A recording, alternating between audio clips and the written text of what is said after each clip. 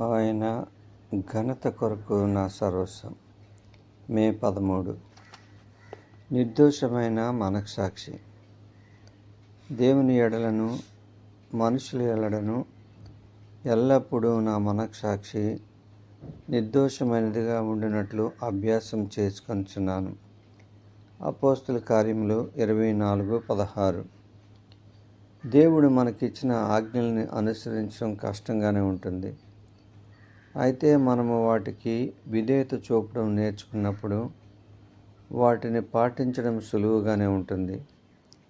క్రీస్తు స్వరూపం మీ అందు ఏర్పడే వరకు గలతీ 4:19 అని పౌలు రాస్తున్నాడు. క్రీస్తు స్వరూపంలో మనలో ఉన్నప్పుడు మనలో నిర్దోషమైన మనస్సాక్షి ఉంటుంది.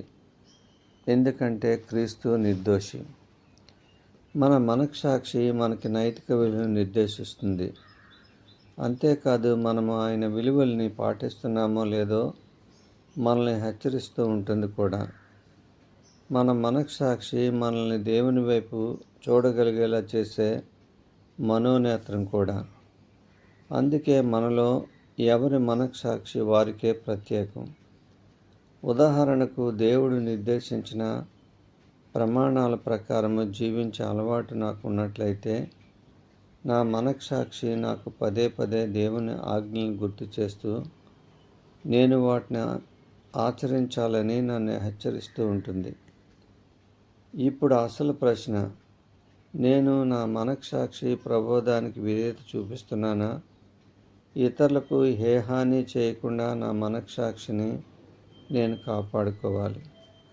దేవుని కుమారుడైన క్రీస్తు స్వరూపం నాలో దినదిన ప్రవర్తమానమవుతుంది కాబట్టి నేను ఉత్తమమైనది మరియు పరిపూర్ణమైనది అయినటువంటి ఆయన చిత్తాన్ని తెలుసుకోగలను. రోమా 12:2, ఎఫెసీ 4:23 చూడండి. దేవుడు ప్రతి చిన్న విషయంలోనూ మనకు బోధిస్తాడు.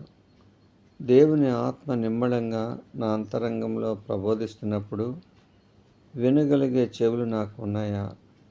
దేవుని పరిశుద్ధాత్మను దుఃఖపరచుకుడే. ఎఫెసీ 4:30.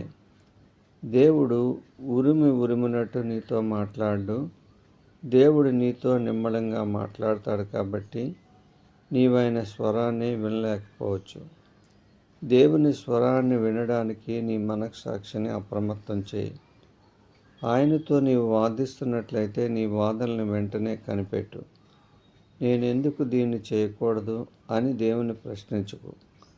అలా అడిగినట్లయితే నీవు నడవలసిన త్రోవలో నడవడం లేదని అర్థం.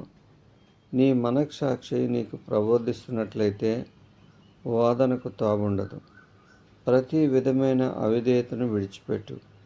అప్పుడు నీ మనస్సాక్షి నిర్దోషంగా స్వచ్ఛంగా ఉంటుంది.